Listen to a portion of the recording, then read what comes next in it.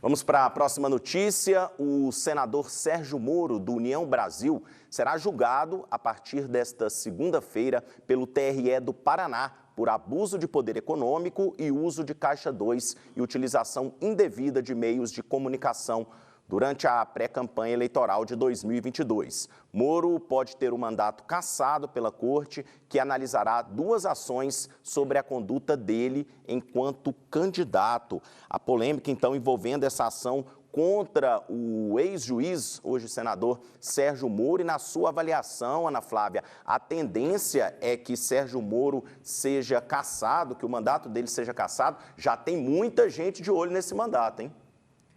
É isso. Contabilidade derrubando os mandatos. E tem que ser mesmo, Caixa 2 é crime.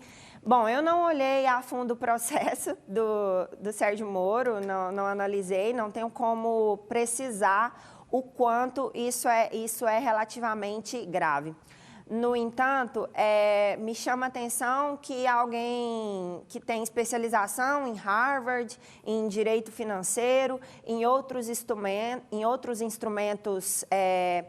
que seja tido como um especialista nessa área de conversão entre direito e finanças e contabilidade, seja pego exatamente por Caixa 2. Mostra aí a incoerência, né? A pessoa é uma coisa, mas pratica outra. Por outro lado, eu também devo ressaltar que, a princípio, me parece uma estranheza parece uma caça às bruxas, e esse uso dos dispositivos legais para se punir pessoas que prestaram serviço ao Brasil, né? O Sérgio Moro, ele prestou serviços relevantes à sociedade brasileira, ganhou notoriedade diante disso e foi eleito. Então, é preciso que a gente faça uma reflexão sobre o quanto esses dispositivos legais me parecem que às vezes são utilizados para ferir a reputação dessas pessoas que trabalharam pelo Brasil. É inegável que o Sérgio Moro trabalhou e deu horas de trabalho para o bem dessa sociedade. Só para contextualizar aqui, Ana Flávia, essa ação, então, ela foi movida pelo PL e também e existe uma outra ação da Federação Brasil da Esperança, que é PT, PV e PCdoB. E na acusação, os partidos afirmam que a pré-candidatura de Moro para a presidência da República e sua posterior candidatura ao Senado influenciaram a disputa eleitoral ao Senado do Paraná. Inicialmente, ele planejava concorrer à presidência pelo Podemos. Posteriormente, lançou-se candidato a deputado federal por São Paulo, mas acabou concorrendo ao Senado pelo Paraná. Nesse contexto, argumentam que os gastos das campanhas se misturaram e, ao serem somados, lhe conferiu vantagem injusta em relação aos outros candidatos. Os gastos na corrida ao Senado e na pré-campanha à presidência teriam ultrapassado 6 milhões de reais, mais do que o limite estabelecido pelo TSE, que é de 4,4 milhões para a disputa à Casa Legislativa. Josiel Menezes, qual é a tendência do Judiciário? O mandato de Moro será ou não cassado? Tudo indica que existe realmente uma intenção com relação a isso aí. Agora, a gente precisa separar bastante, viu, Rafael? Primeiro, a pré-campanha do Moro, ela foi feita com a intenção de candidatura a presidente da República. O partido pagou algumas viagens, pagou alguns movimentos. Depois, houve a desistência e, então, saiu a candidato ao Senado. Ou, a partir daí, sim, já na campanha eleitoral. Eu vejo que está sendo muito dura essa questão desse julgamento em cima disso aí, porque muita gente faz pré-campanha, gasta muito dinheiro e não acontece nada. Mas com o Moro vai ter que acontecer.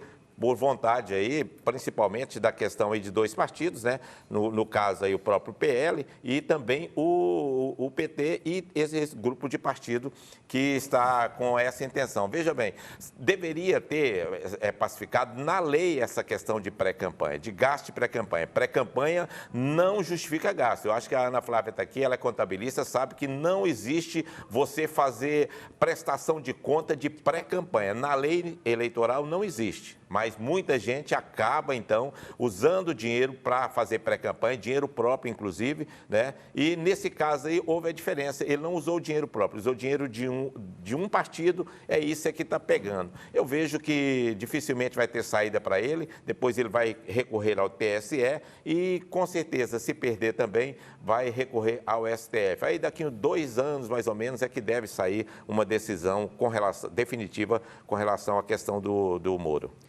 Muito bem mencionado pelo Josiel a questão da lei e as resoluções não mencionarem com exatidão os gastos com pré-campanha. Quando eu disse que não conhecia os detalhes do processo, é que apesar da lei não dizer com exatidão o que quantos são os gastos de pré-campanha e nem estabelecer uma prestação de contas da pré-campanha, existe em relação a esses dispositivos um princípio de razoabilidade, proporcionalidade, né?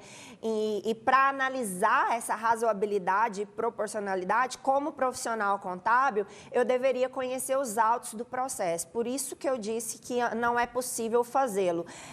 No entanto, e volto a reforçar a minha crítica, me chama a atenção um juiz que tem especialização em Harvard em direito financeiro, um juiz que tem especialização em Harvard em direito financeiro, volto a dizer, não conhecer essa razoabilidade e essa proporcionalidade a ponto de estar suscetível a esse tipo de arguição, inclusive de Caixa 2. E aí eu volto no outro ponto da minha crítica, que será que é o juiz que não conseguiu avaliar essa razoabilidade e essa proporcionalidade, um juiz com tanta experiência a ponto de estar suscetível a esse crime, ou significa mais uma provocação do sistema judiciário e mais uma utilização de dispositivos legais para tumultuar mais uma demonstração, como tantas que a gente vê,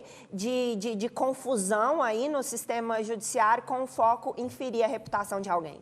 Participação aqui no nosso WhatsApp, 99109-5099, do Márcio Borges. Está questionando vocês aqui. Ele falou: qual bem que Moro fez para o Brasil? Ele tentou tirar Lula da política, mas não deu conta. Na opinião, então, do Márcio Borges. Não, ele fez um bem para o Brasil, mostrou que a política brasileira é cheia de erros e vícios, principalmente com relação a grandes empresas no Brasil, né? Isso é que foi mostrado aí pela Lava Jato. Agora, é claro que, como feriu muitas pessoas grandes em todo o Brasil, a Lava Jato acabou caindo como caiu. A prova disso aí foi a própria questão do Deltan Dallagnol, que sem uma justificativa plausível, acabou então perdendo o mandato, porque ele deixou, né, o Ministério Público a tempo, né, e as coisas são complicadas, né? A gente sabe que houve alguns erros com relação ao Sérgio Moro, com relação a contatos com o Ministério Público,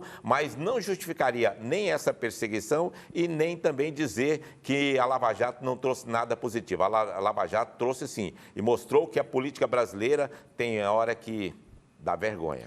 Com certeza, José, muito bem mencionado novamente. Independente do resultado final e das falhas apontadas no processo, o fato de ter havido o processo, todas as investigações da Lava Jato e tudo o que aconteceu é um avanço para o sistema judiciário brasileiro. Em outras épocas, há quem diga que uma pessoa de poder como o atual presidente Luiz Inácio Lula da Silva jamais fosse sofrer o que sofreu. Então, sim, o fato de ter ocorrido a investigação, ter ocorrido o processo e tudo que foi levantado não pode ser desprezado. Então, acredito sim que o senador Sérgio Moro prestou um grande serviço à sociedade brasileira.